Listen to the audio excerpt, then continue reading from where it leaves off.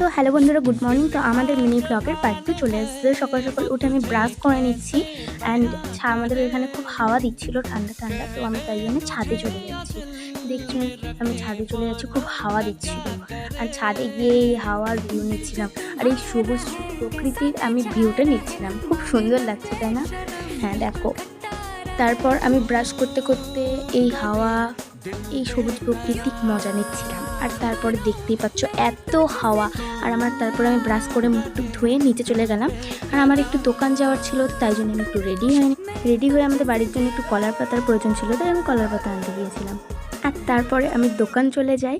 দোকানে কিছু জিনিস আমাদের প্রয়োজন ছিল, তাই আমি দোকান চলে যাচ্ছিলাম এবং দোকানে গিয়ে আমি অনেক কিছুই নিই, যা যা প্রয়োজন ছিল।